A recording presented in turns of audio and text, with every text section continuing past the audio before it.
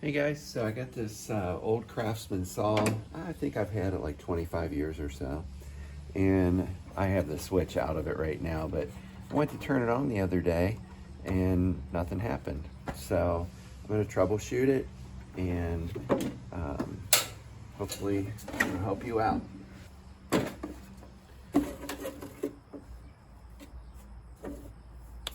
Okay, so I've got my continuity tester on my multimeter, and what that does is if there's a complete electrical circuit, it beeps.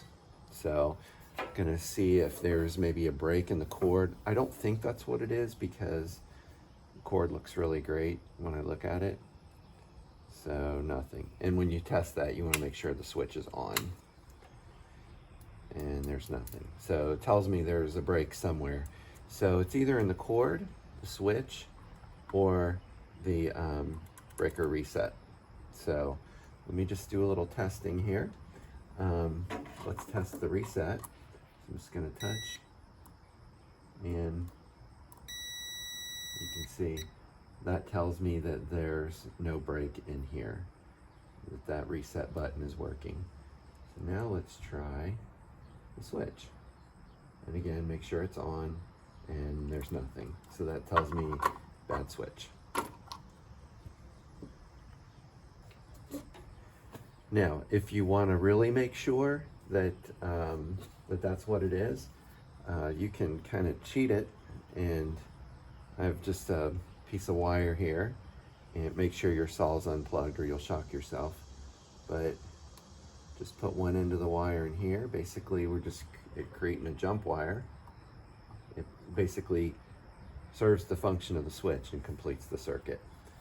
And so then we'll take our plug, and I'm just going to make sure everything's clear of the blade, and I'm just going to barely just tap this electrical connection with the plug.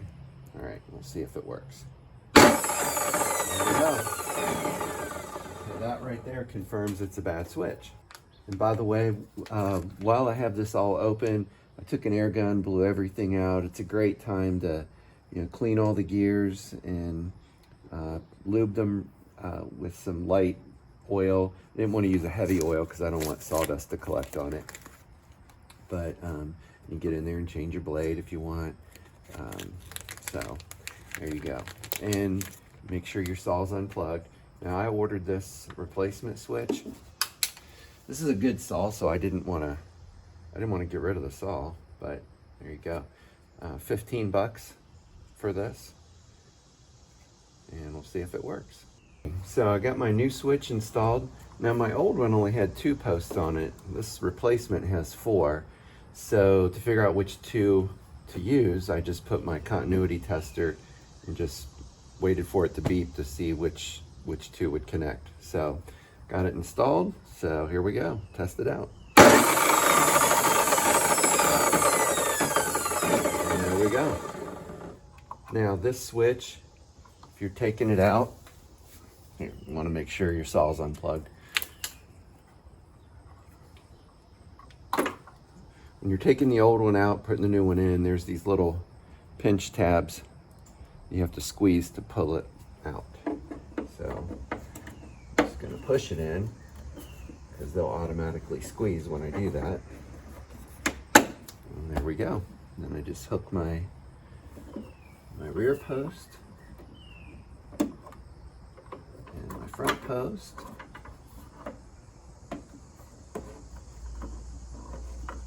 There we go. Now slide my reset button through,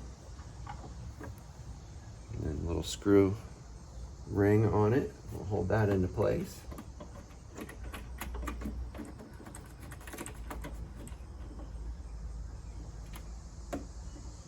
And I just spent $15 to save a saw that would probably be $600 to replace. This little box here, I'll just mount that up there. It's just 4 little screws. And that's that. Hopefully that helps you.